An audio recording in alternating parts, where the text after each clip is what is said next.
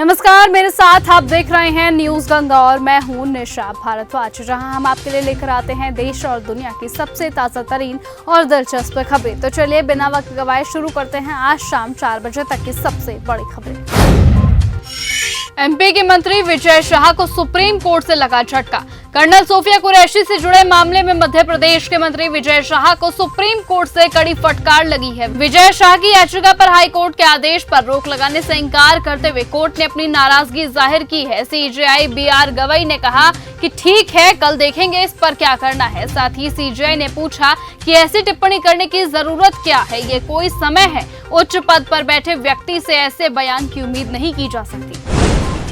Kanpur university ने भी रद्द किया करार। आतंकवाद को लेकर पाकिस्तान का साथ देने वाले तुर्की के खिलाफ भारत में लगातार मुहिम छिड़ा हुआ है। कल कई व्यापारिक संगठनों ने तुर्की के साथ अपने व्यापारिक रिश्ते भी तोड़ दिए हैं। अब कानपुर यूनिवर्सिटी ने तुर्की की इस्तांबुल यूनिवर्सिटी के साथ किया गया MOU निरस्त कर दिया है। विजय शाह पर मायावती ने कर दी बड़ी मांग। बहुजन समाज पार्टी की राष्ट्रीय अध्यक्ष और उत्तर प्रदेश की पूर्व मुख्यमंत्री मायावती ने कर्नल सोफिया कुरैशी के संदर्भ में विवादित बयान देते हुए भारतीय जनता पार्टी के नेता और मंत्री विजय शाह को लेकर एक बड़ी मांग कर दी है। बसपा चीफ ने ये मांग ऐसे वक्त में की जब मध्य प्रदेश में हाई कोर्ट ने विजय शाह के खिलाफ स्वतः संज्ञान लेते हुए प्राथमिकी दर्ज कराने के निर्देश दिए, तो वहीं खुद मंत्री ने अब सुप्रीम कोर्ट का रुख अपनाया है। बसपा चीफ ने कहा कि विजय शाह के खिलाफ FIR दर्ज होना उचित है, लेकिन देश की जनता भारतीय जनता पार्टी के एक्शन के इंतजार में है।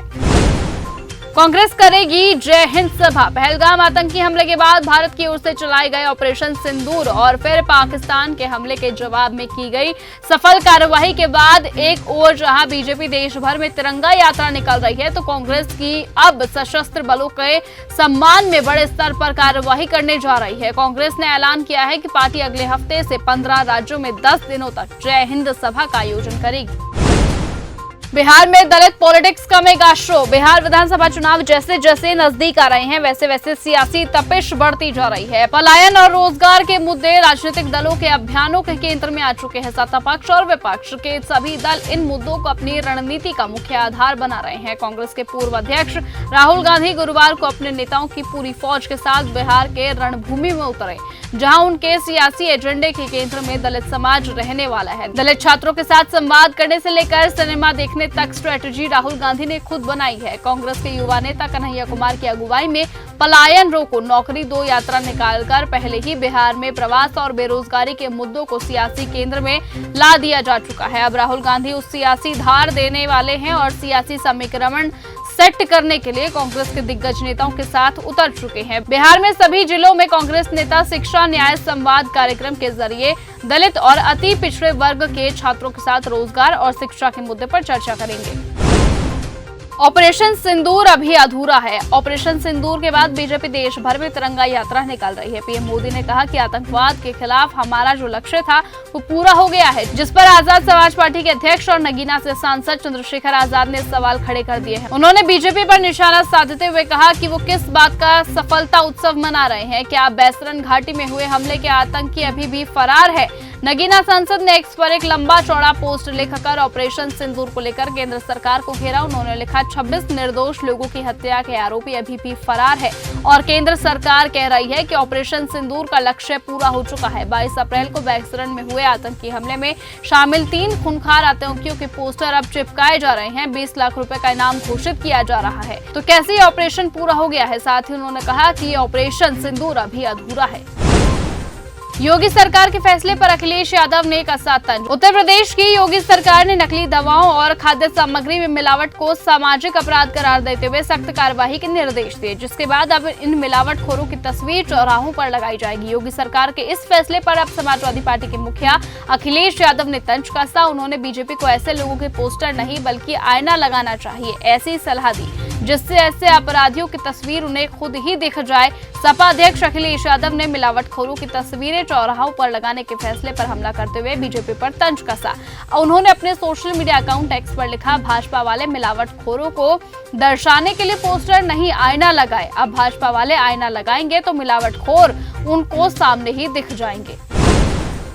भारत चीन के खिलाफ पश्चिम के लिए एक सुरक्षा कवच। भारत द्वारा टीआरएफ को वैश्विक आतंकवादी संगठन घोषित करवाने के प्रयासों पर लेखक और राजनीतिक टिप्पणीकार डेविड वेंस कहते हैं कि अच्छा है कि भारत ने उन्हें एक वास्तविक स्वरूप में नामित किया है। चीन इस क्षेत्र में पाकिस्तान को एक प्रॉक्सी के रूप में संचालित करता है। चीन पर किसी भी तरह से भरोसा नहीं किया जा सकता, जो मुझे लगता है कि डोनाल्ड ट्रंप को समझना चाहिए। भारत चीन के खिलाफ पश्चिम के लिए एक सुरक्षा कवच है।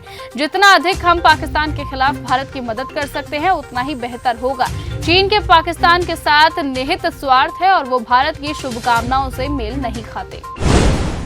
विजय शाह पर भड़के संजय राउत। मध्य प्रदेश के मंत्री विजय शाह की ओर से कर्नल सोफिया कुरैशी पर दिए गए विवादित बयान को लेकर शिवसेना यूबीटी के सांसद संजय राउत ने निशाना साधा। उन्होंने कहा कि ये जो विजय शाह है, ये कैसी बात करेगा। कोई भी शाह देशभक्त नहीं हो सकता है। सोफिया कुरैशी को आतंकवादियों की बहन बोला जा रहा है, लेकिन अगर विजय शाह को नहीं हटाया जाता है तो वहां पर राष्ट्रपति शासन लगाया जाना चाहिए। पाकिस्तान के किराना हिल्स में लीक हो रहे परमाणु के रेडिएशन। पाकिस्तान में न्यूक्लियर लीक होने की अटकलों पर IAEA ने प्रतिक्रिया दी है। IAEA ने कहा कि न्यूक्लियर लीक जैसी बातों में सच्चाई नहीं है। वैश्विक परमाणु निगरानी संस्था IAEA ने कहा कि भारत के साथ बड़े सैन्य संघर्षों के बाद पाकिस्तान में किसी भी परमाणु सुविधा से कोई रेडिएशन लीक नहीं हुआ है। मीडिया का एक सवाल वियना स्थित वैश्विक परमाणु निगरानी संस्था के जवाब भारतीय वायुसेना की ओर से दिए गए पहले जवाब से मिलता है। भारत ने पाकिस्तान के किराना हिल्स में किसी भी लक्ष्य को नहीं मारा, जहां कुछ परमाणु प्रतिष्ठान होने की सूचना है। तो फिलहाल आज के इस बुलेटिन में सिर्फ इतना ही। देश और दुनिया की तमाम बाकी खबरों से ऐसे ही जुड़े रहने के लिए आप बने रहिए और लगातार देखते रहिए न्यूज़ गंगा। नमस्कार। ऐसी ही खबरों को सुनने और देखने के लिए सब्सक्राइब करना बिल्कुल मत भूलिएगा चैनल न्यूज़ गंगा। खबरें अच्छी लगी तो लाइक का बटन दबाना बिल्कुल मत भूलिएगा। कमेंट बॉक्स में टाइप भी कर सकते हैं और हाँ, शेयर करना भी बिल्कुल मत भूलिएगा।